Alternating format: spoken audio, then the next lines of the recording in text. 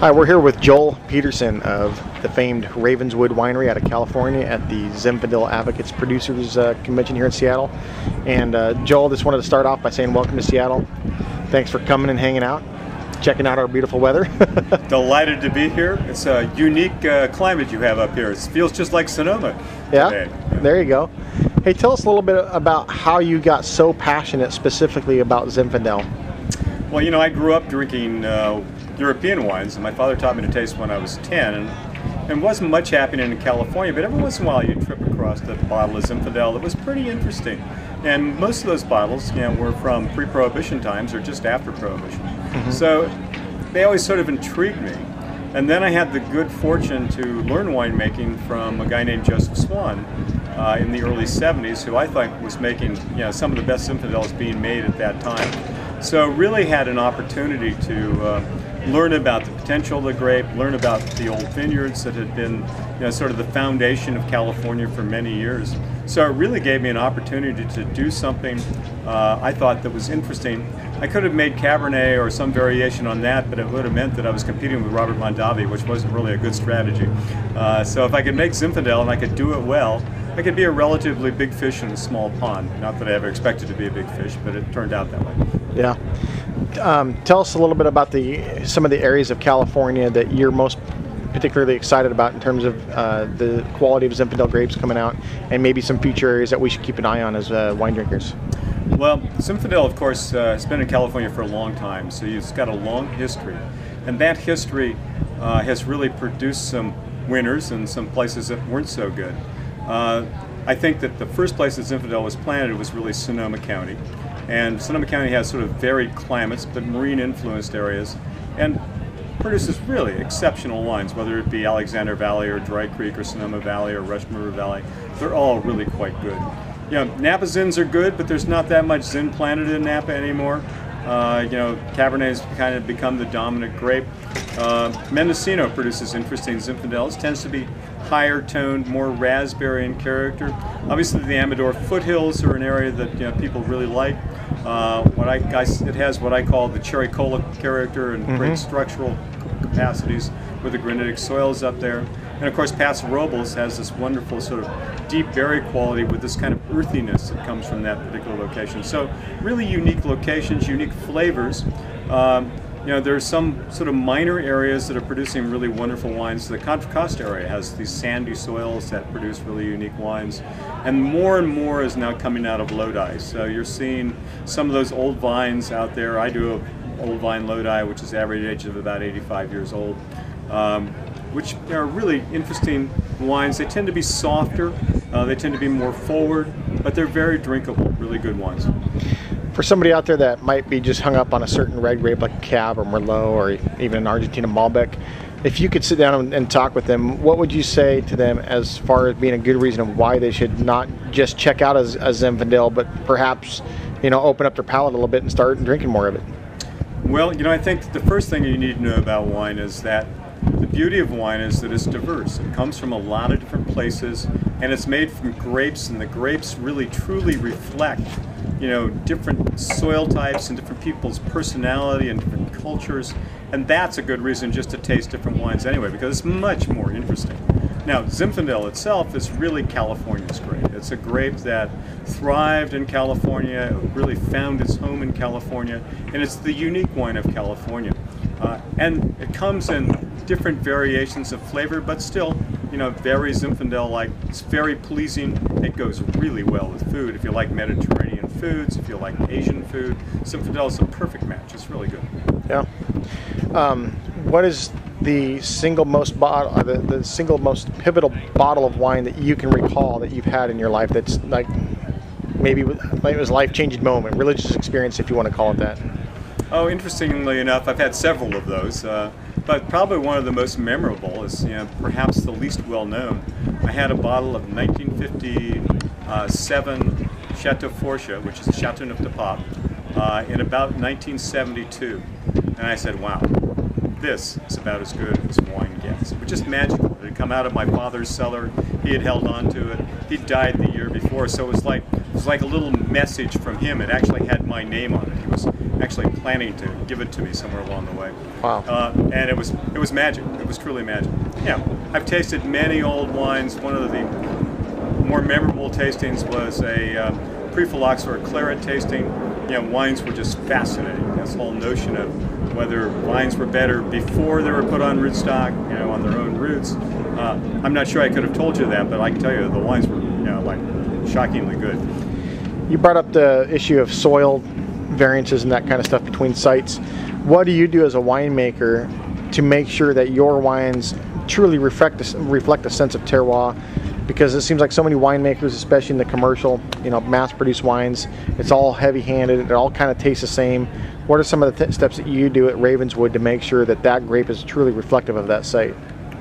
There's no question that these days there's a lot of makeup applied to wine. I mean, the use of sugar and oak to cover up the multitude of sins and not so good grapes and perhaps reverse osmosis and other things is really tragic in the wine business. I try to make my wines as honestly as I can, particularly with the vineyard designated wines. They're very simply made. They're open top fermenters, punched down by hand, native yeast fermentations, about 35 to 40% new French oak, about 18 months in barrel. But the idea is that the fruit and the character of that fruit and the place it came from is the most important thing I can demonstrate in that bottle. So if you taste those wines, there are 8 of them, you taste those wines, each one of them is an individual, each one of them is true to its own vineyard. You can tell it year after year, and each one is made in a way that respects the character of the fruit. That happens with my County Series wines. It even happens with the Vintner's Blend, which is sort of my mass-produced wine, if you will. And we keep every vineyard separate.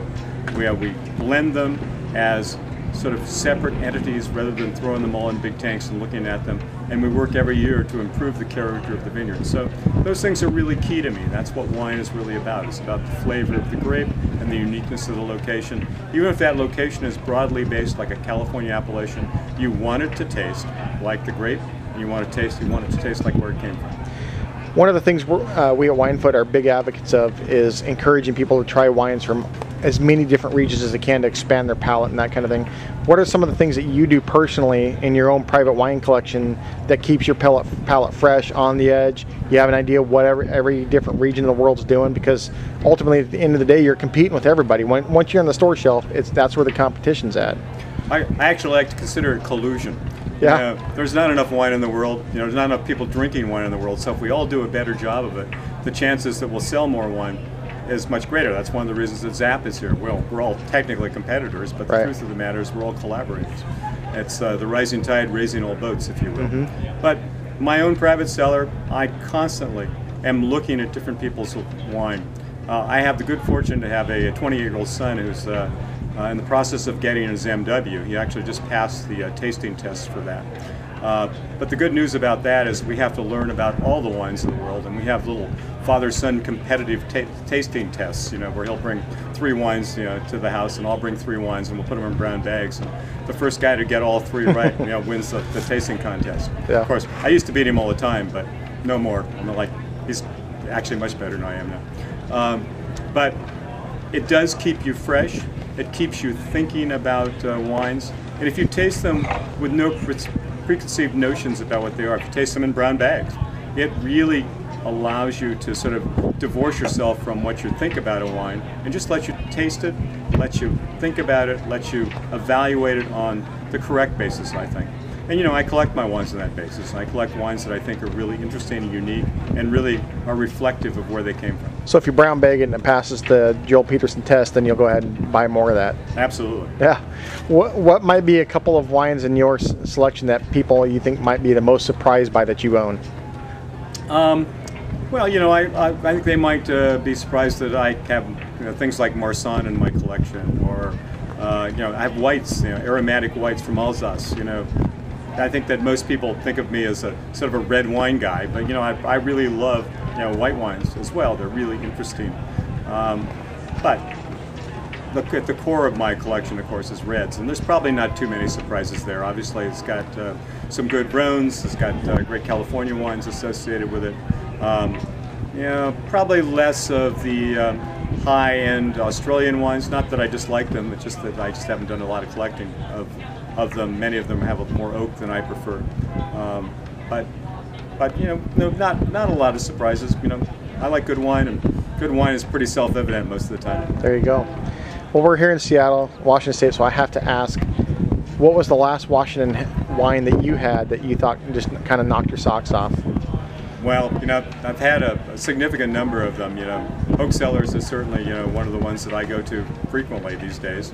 I've got easy access to it, but it's always pleasing, and it's always nice. But Leonetti, you know, and that whole group of smaller producers over there that are doing these interesting Cabernets are always fun. Yeah. What are a couple of your personal favorite wine regions of the world that you think have the biggest promise of really upsurping the American palate, or maybe showing us what wines can do at certain QPR levels? I mean, I know the Ravenswood, you guys are all about quality to price ratio. I mean, that's kind of core of your business model. On a personal level, what do you think are some of the most exciting wine regions going right now? Yeah, we're definitely about getting wine off the pedestal and onto the table. Right. I think that Spain is doing some really amazing stuff these days. You know, you're getting some very interesting reds, very interesting whites. There's been some real changes in production methods. So you're getting Tempranillo out of Rioja that's different than it's ever been before. There's some really interesting stuff going on, you know, there. Of course, Italy's been in transformation for a long time. Their whites have gotten much better than they've ever been before. But I think that Spain is probably doing the most interesting stuff right now. You know, obviously Argentina with the new wineries down there and the Malbecs are pretty interesting, but that's almost old news now. Right. Do you think that that's the Malbec? Speaking of Malbec, do you think that's kind of just the grape of the month, so to speak? Like it's going to pass this hype thing, and then we're going to be on to something else? I mean, I know, for example, there's vineyards in Washington State that have actually uprooted Syrah vineyards and replanted with Malbec. You know, because at the end of the day, it's a business. They want to, you know, they want to produce what the buyers want. Do you think we, as a wine drinking culture here in America, are going to go to a new grape eventually, or do you think Malbec's going to be here for a while? Well, I think Malbec could be around for a while. It's a shame to see the Syrah uprooted. I think that there's some really great Syrahs being made in Washington and certainly in California. But it's also true that the consumer, for some reason, has never taken to them very well, even though they're some of the best wines in terms of good red wine, dark, rich, intense, that have been being made in both California and Washington. Whether Malbec is the replacement or whether Malbec will become the new darling remains to be seen. The Argentinians are certainly doing a good job with it. But who knows whether it's exactly the right grape for Washington. Like I say, it remains to be seen. Time will tell, right? Yeah, we do have this propensity to go grape du jour. You know, it's part of the schizophrenic character of the wine business. Sure. In parting, if there's a couple things that you would like people to know out there about your philosophy of winemaking in Ravenswood and what you guys are all about, if you could summarize that, if that's possible, what would you tell those people? Well, I think that I'd like to tell them that the grape and the wine are much more important. The grape to the wine is much more important than the winemaking per se. But we have a very core winemaking, which is very traditional, which revolves around French oak and native yeast, and just sort of honest winemaking. I think that's part of it. I think the other thing is that you don't need to drink a $300 bottle of Cabernet to have an incredibly pleasurable wine event. You can get great $30 bottles of wine that are just really terrific and exceedingly well made. And I guess finally it's just investigate, enjoy, appreciate wine for what it is. I mean, it's really made as a beverage to have with food. It's made as a beverage to share with with company. And if life gets better than that, I'm not sure how it happens, but you should do that as much as you can. There you go. Well, thanks, Joel, very much for your time. We appreciate it. Yep. Thank you, Dwayne. Take care.